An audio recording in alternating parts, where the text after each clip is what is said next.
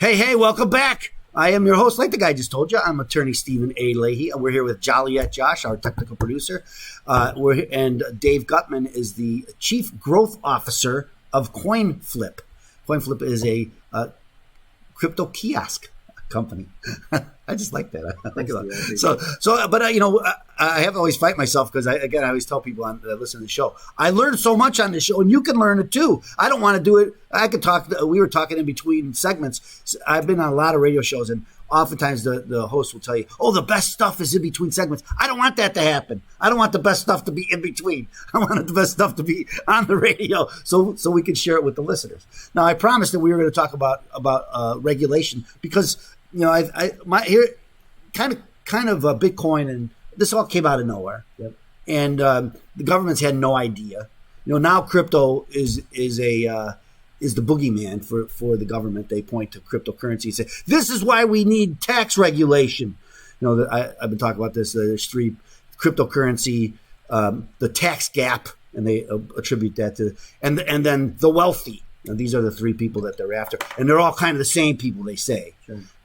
But again, so because it came out of nowhere, there wasn't a lot of regulations, and that was one of the draws of it. Would you agree with that? I think so. It's funny, as one of the bigger players in the space, for the most part, so long as regulation is sane and rational, right? We actually welcome it. And, I don't mean to interrupt you, but when you're a big player in any space, you want regulation. That's because right. You want to keep the competition. Not that you want to, but you want them to have to follow the same rules you have to follow. Exactly. It's funny. I was recently at a conference in Las Vegas called Money 2020, and it's not for the year. It's like 2020 vision. And I was looking at this tool because people were like, oh, crypto, all this nefarious stuff on there. There's this company that was the one they used to help catch the guys that did the pipeline ransomware. Yes. And the reality is the tools out there are so sophisticated now to be able to track cross-chain transactions, mixing pools, all the ways that bad guys try to obfuscate their transactions. All that stuff can be tracked. So they just watched the wallet address that the money was sent to, and as soon as it moved, they were able to find the guys. So the reality is the technology is going to allow crypto to be, in a lot of ways, one of the safest ways to be able to transact. Because you can't trace a cash transaction, but crypto, if you have a wallet address and you KYC that wallet address, know your customer, you know everything that person's ever done. Yeah, well, that's the beauty of blockchain, isn't it? Is that it tracks everything, every transaction, and makes it so you can't change it. It is unchangeable. Yeah, and so that's the thing. Like in any other database, someone can go in and change what's in the database.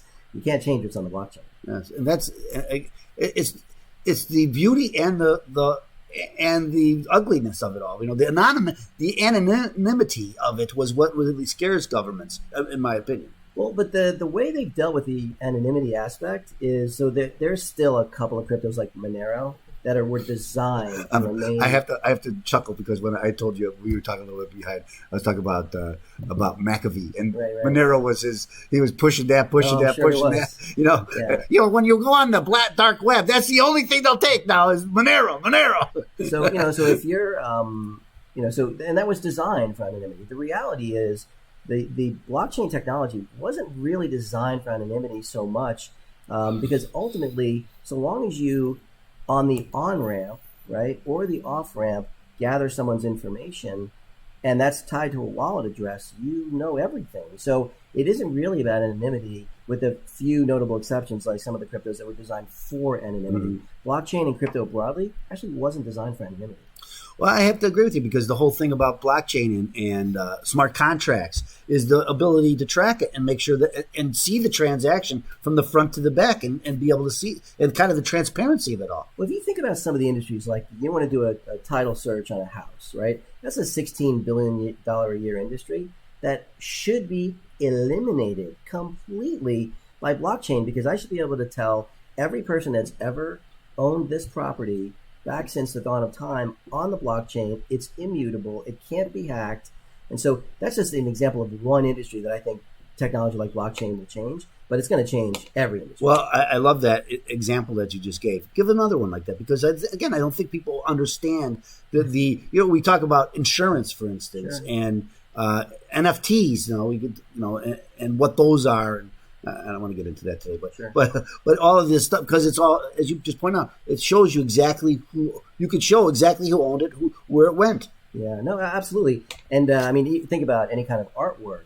I always forget the technical term for everyone who's owned it before, but all that should be on the blockchain. How beautiful would it be if our voting systems were on blockchain? This is that's kind of what I was getting at because I've seen the studies that say, when you start using blockchain for then you don't have to worry about IDs or anything, because it's all there. They know who you are. Yeah. And you can't hide anything. You can't vote twice.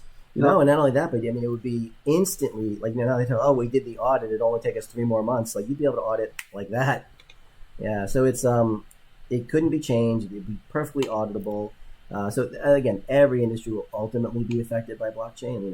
I said almost every. No, I have to say everything. And in a positive way, what happens is the thing about it is, because it distributes trust. The way it creates trust is it distributes it in a way that can't be corrupted. The beauty of that is it eliminates the middleman. And so all that wasted money that go to the middleman evaporates and makes the transactions way more efficient and cost effective. And again, uncorruptible. Yeah, well, again, as an attorney, right, I could see exactly where this would be so beneficial in so many different areas of the law. Sometimes attorneys are the middlemen, so you're knocking the attorneys out. But that makes sense, because that's the expensive part about all this. Yeah. I wanted to, before we run out of time, I'll talk a little bit about. I think we talked in between segments about the new mayor of New York taking his first 3 paychecks as Bitcoin, and then also you were the one that alerted me to El Salvador and what they're doing. So talk a little bit about what other governments are doing. For crypto. We could talk about China and what they're doing. Well, look, a lot of governments are going to try to create their own digital currency to compete with Bitcoin and other cryptos. The reality is, I think most of those, with the exception of countries that are a little bit more, how should we say, heavy-handed, like China, where they don't, when you have a democratic system, it's going to be hard to have a national currency that's controlled by the government, because ultimately the problem is you don't have a limited supply. In order for the concept of crypto to make sense, you have to have a limited supply. And by definition, if the government's controlling it, they're going to be able to make more of it. Yeah, and that's a problem. And it's centrally controlled. And again, that's the beauty of crypto and blockchain, is it's distributed control. And therefore, you don't have to trust anyone, because the network game theory behind it builds the trust without having to actually trust any individual. It's kind of counterintuitive what you're just saying, right? It's transparent, but it's not.